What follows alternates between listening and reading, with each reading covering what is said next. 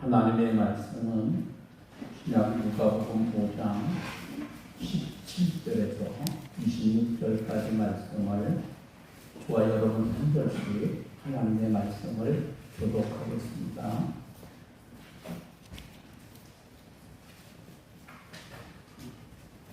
하루는 가르치실 때에 갈릴리의 각 마을과 유대와 예루살렘에서 온 바리새인과 율법 교사들이 앉았는데 병을 고치는 주의 능력이 예수와 함께 하더라. 한 중풍병자를 사람들이 심상에 메고 와서 예수 앞에 내려놓고 하였으나 무리 때문에 메고 들어갈 길을 얻지 못한지라. 지붕에 올라가 기와를 벗기고 병자를 침상째 무리 가운데로 예수 앞에 달아내리니 예수께서 그의 믿음을 보시고 이르시되 이 사람아 내 죄 사함을 받았느니라 하시니 서기관과 바리새인들이 생각하여 이르되 이 신성 모독하는 자가 누구냐? 오직 하나님 외에 누가 능히 죄를 사하겠느냐? 예수께서 생각하라 하시고 대답하여 이르시되 너희 마음에 무슨 생각을 하느냐? 내 죄사함을 받았느니라 하는 말과 일어나 걸어가라 하는 말이 어느 것이 쉽겠느냐?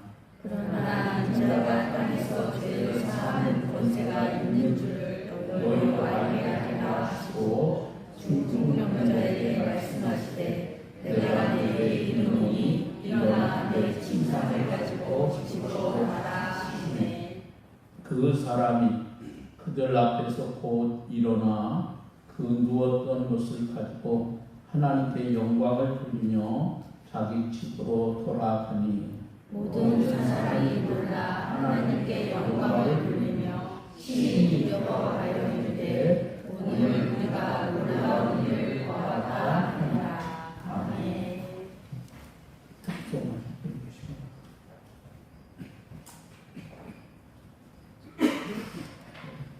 오늘 성경에는 중풍병에 걸린 한 사람과 이 사람으로 인하여 마음이 하나 되었던 친구들의 이야기입니다. 하루는 예수님이 어떤 사람의 집에 들어가 말씀을 가르치고 계셨습니다. 수많은 사람들이 그 집에 몰려온 것으로 보아 그 집은 꽤나 넓은 집이었고 몰려온 사람들의 대부분은 병든 사람들입니다.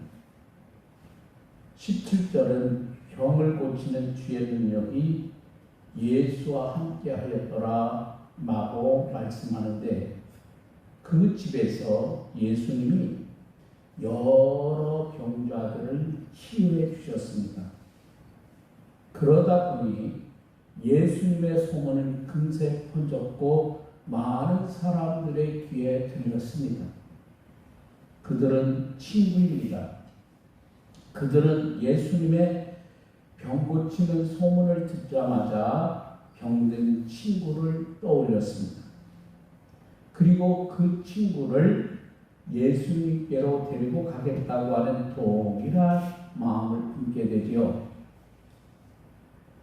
친구가 이제 치유받을 것이라고 하는 생각에 이 친구들 가슴이 뛰기 시작합니다. 그동안 여러 날 동안 고생한 친구의 그 삶을 생각하니 당장이라도 눈물이 왈칵 쏟아질 것만 같습니다. 그래서 예수님이 계신 집에 도착해 보니 소문을 들은 그대로 수많은 사람들이 이미 그 집에 가득 채워져 있었고 미처 들어가지 못한 사람들이 그 집을 온 집을 둘러싸고 있었습니다. 4명의 친구는 도저히 예수님 근처에도 다가갈 수가 없었습니다. 예수 앞에 들여놓고자 하였으나 무리 때문에 메고 들어갈 길을 얻지 못한지라. 지금 예수님 계신 곳에 다 왔는데 왔는데요, 만날 수 없습니다. 다 왔는데요, 치유받을 수 없습니다.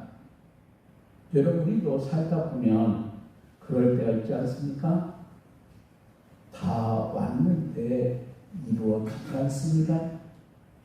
교회에 와서 내가 예배를 드렸는데 영 마음이 휴연하지 않은 것 같기도 합니다.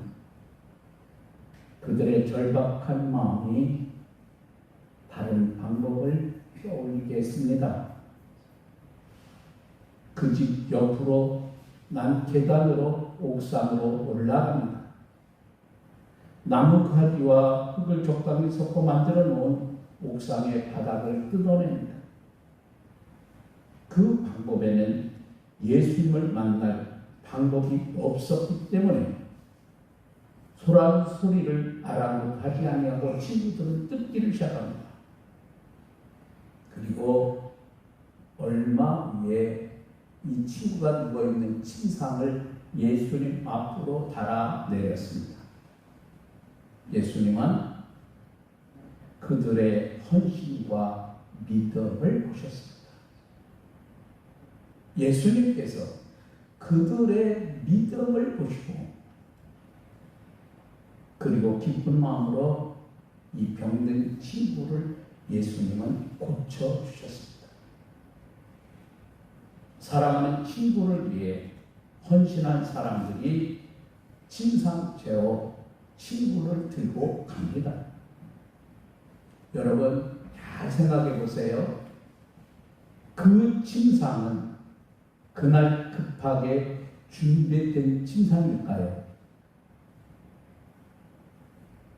아닙니다. 그 친구들은 용하다는 의사에게 유명한 어떤 사람에게 소문만 들었다면 그 친구를 수시로 데리고 갔습니다. 혹은 집안에 항상 누워만 있어야 했던 이 친구 얼마나 답답했을까. 이 답답한 친구를 위해 어느 때는 이 내 친구가 침상을 어깨에 메고 나와서 갈릴리 해변을 거닐고 하면서 그 갈릴리 해변에 시원한 바람과 그 풍경을 볼 수 있도록 이 친구를 배려합니다. 그래서 함께 정성껏 쌓은 도시락을 함께 먹으며 친구야, 너는 고칠 수 있어. 너는 돼. 그러고 여러분 희망을 말하지 않았을까요? 그래서 언제든지 즉각 데리고 갈 수 있도록 이 침상은 늘 준비되어 있었던 침상입니다. 여러분 생각해 보세요. 얼마나 병든 친구를 사랑했다면 그 친구에 대한 마음이 진실했으면 침상채로 그 친구를 데리고 다녔을까? 오늘 예수님 앞에 드리고 나온 이날도 마찬가지입니다. 신속하게 움직여서 다른 사람들보다 더 빨리 가고자 했습니다. 하지만 이미 발 디딜 틈이 없을 정도로 사람들이 가득 들어차 있습니다. 모두가 예수님 곁에는 갈급한 마음으로 모였기 때문에 침상에 메고 왔다 해서 안 됐다, 불쌍하다 그런 마음으로 비켜줄 사람들이 아닙니다. 오히려 인상을 쓰면서 가슴팍을 비춰냅니다. 하지만 여러분 그 친구들은 포기하지 않았습니다. 옥상으로 올라갔습니다. 예수님이 계실 만한 위치를 계산합니다. 뚫고 내려보내는데 전혀 엉뚱한 곳이면 안 되지 않습니까? 둔탁한 물건으로 옥상을 내리칩니다. 손으로 나뭇가지와 흙덩이를 뜯어냅니다. 얼마나 여러분 뜯었을까요? 적어도 여러분 침상을 내릴 정도라고 하면 상당히 크게 뚫어야 합니다. 그 정도의 구멍을 뚫는데 시간은 또 얼마나 걸릴까요? 여러분, 친구의 믿음이, 가족의 믿음이 생명을 살립니다. 여러분, 우리가 9월 6일 날 말씀을 통해서 하겠다는 것은 우리 교인만 필요한 것이 아닙니다. 우리 주위에는 육신의 찌고로 고통 속에 살아가는 우리의 형제들이 있습니다. 그들이 언제 하나님의 말씀을 들어보시겠습니까? 여러분은 그들에게 듣든지 아니 듣든지 때를 얻든지 못 얻든지 하나님의 말씀을 여러분이 전해야 합니다. 이때도 아니면 언제 우리가 여러분 전도하시겠습니까?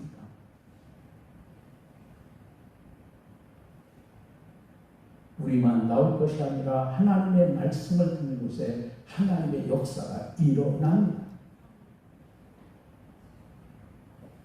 여러분, 친구의 믿음은 동시에 그와 함께하는 공동체의 믿음이기도 합니다. 그래서 우리가 믿음 안에서 하나 되기를 소망합니다. 여러분, 서로의 중보자가 되어야 합니다. 저는 오늘 우리 장로님, 권사님 그 기도가 너무 저에게 힘이 되고 용기가 됩니다.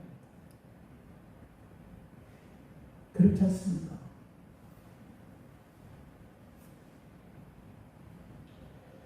서로의 필요를 알고 서로의 생각을 알기 때문에 동일한 감정과 아픔을 느끼기를 기대하는 겁니다. 오늘 그들의 믿음을 보시고 중풍병자를 고치시는데 그 예수님의 선언이 무엇입니까? 이 사람아, 내 죄사함을 받았느니라. 주님은 이 사람에게 선언하십니다. 그냥 내가 말하노니 누웠던 침성에서 일어나라. 내가 너를 낫게 하노라. 죄사함을 선포한 이 말로 인해 예수님은 그 자리에 있었던 서기관과 바리사인들에게 예수님 공격을 받습니다. 하나님 외에는 죄를 용서할 수 없는데 한 달 납기에 불과한 사람이 죄를 용서한다는 것이 도저히 그들에게 용납되어지지를 않습니다. 받아들여지지 않습니다. 우리 예수님은 이 중풍병자가 안고 있는 문제가 육신의 질병이 아니라고 하는 것을 지적하십니다. 오히려 더 근본적인 문제를 다루셨고 그것을 직면하게 만드셨습니다. 그래서 단번에 확실하게 예수님이 치유하게 하셨습니다. 기도의 원리 혹은 기도의 흐름이라는 게 느껴집니다. 그것은 모든 사람이 기도를 시작하게 된 동기는 다르지만 결국 다다르게 되는 기도의 끝은 언제나 동일합니다. 여러분, 직장의 문제, 학교 문제, 질병과 관계의 어려움, 경제적인 빈곤, 우울증, 좌절감, 실패의 경험, 우리는 다양한 이유를 들어 기도를 시작합니다. 그런데 이 문제만 해결되고 나면 다시 행복할 것이라 믿기 때문에 자신이 당한 바로 그 문제를 가지고 기도합니다.